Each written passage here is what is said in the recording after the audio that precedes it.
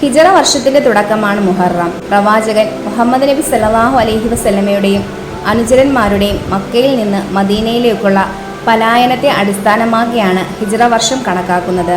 രണ്ടാം ഖലീഫ ഉമറുൽ ഫാറൂഖിന്റെ ഭരണകാലത്താണ് ഹിജറ കലണ്ടറിന് ഔദ്യോഗികമായി രൂപം നൽകിയതും മുഹറം മാസത്തെ വർഷത്തിന്റെ തുടക്കമായി നിശ്ചയിച്ചതും. മുഹറം മാസത്തിലെ 10-ാം ദിവസത്തെ ആഷൂറ എന്ന് വിളിക്കുന്നു. ചരിത്രപരമായി വളരെ പ്രാധാന്യമുള്ള ഒരു ദിവസമാണിത്. ഈജിപ്തിലെ ക്രൂരനായ ഭരണാധികാരിയായ ഫിർഔനിൽ നിന്നും അദ്ദേഹത്തിന്റെ സൈന്യത്തിൽ നിന്നും മൂസാ നബിയെയും അനുയായികളെയും അള്ളാഹു ചെങ്കടൽ പിളർന്ന് രക്ഷപ്പെടുത്തിയത് മുഹറം 10-നാണ്.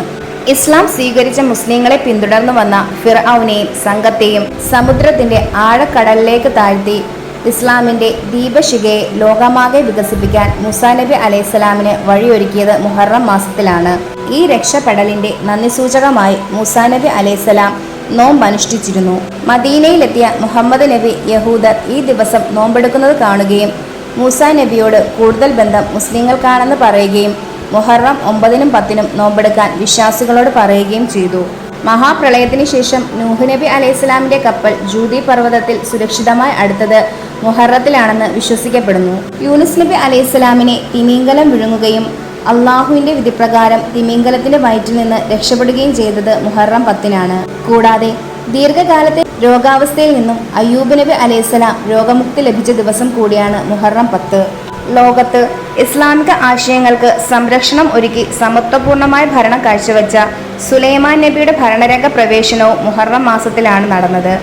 കൂടാതെ യൂസുഫ് നബി അലൈഹിസ്സലാമിനെ പൊട്ടക്കിണറ്റിൽ നിന്ന് രക്ഷപ്പെടുത്തിയതും മഹാനായ സക്കരിയ നബി അലൈഹിസ്സലാം സന്താനഭാഗ്യത്തിന് വേണ്ടി അള്ളാഹുവിനോട് മനമുരുകി ദുആ ചെയ്തതിന്റെ ഫലമായി യഹ്യാ നബി അലൈഹിസ്സലാം എന്ന കുഞ്ഞിനെ അള്ളാഹു നൽകിയതും മുഹറം മാസത്തിലാണ്. ഇസ്ലാമിക ചരിത്രത്തിലെ പ്രധാന ഭാഗമാണ് ക്രൂരനായ ഭരണാധികാരിയായിരുന്ന നമ്രൂദിന്റെ തീക്കുണ്ടാരത്തിൽ നിന്നും ഇബ്രാഹിം നബി അലൈഹിസ്സലാമിനെ അള്ളാഹു രക്ഷപ്പെടുത്തിയത്.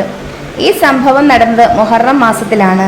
ഇസ്ലാമിന്റെ 9 അടിസ്ഥാന ഗ്രന്ഥങ്ങളിൽ ഒന്നായ തൗറാത്ത് മൂസാ നബി അലൈഹിസ്സലാമിന് അള്ളാഹു ഇറക്കിക്കൊടുത്തത് മുഹറം മാസത്തിലാണ്. സ്വർഗത്തിൽ നിന്ന് പുറത്താക്കപ്പെട്ട ആദം നബി അലൈഹിസ്സലാമിന്റെ തൗബ നിരവധി വർഷങ്ങൾക്ക് ശേഷം അള്ളാഹു സ്വീകരിച്ചത് മുഹറം മാസത്തിലാണ്.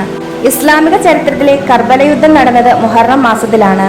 ഈ യുദ്ധത്തിലാണ് പ്രവാചകൻ മുഹമ്മദ് നബി സല്ലല്ലാഹു അലൈഹി വസല്ലമയുടെ മകൾ ഫാത്തിമ റളിയല്ലാഹു അൻഹയുടെയും അലി റളിയല്ലാഹുവിന്റെയും മകനായ ഇമാം ഹുസൈൻ റളിയല്ലാഹു അൻഹു ഹിജറ 61 മുഹറം 10-ന് കർബലയിൽ വെച്ച് നടന്ന യുദ്ധത്തിൽ ഷഹീദായത്.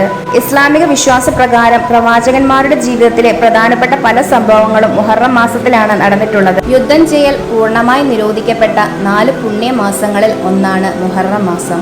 ഇങ്ങനെ നിരവധി സംഭവങ്ങളാണ് മുഹറം മാസത്തിൽ ഇസ്ലാമിക ചരിത്രത്തിൽ ഉണ്ടായത്. അതിനാൽ ശ്രേഷ്ഠതകളുടെ കാര്യത്തിൽ മുഹറം മാസം ഇസ്ലാമിൽ വലിയ പുണ്യമുള്ള മാസമായി കണക്കാക്കപ്പെടുന്നു.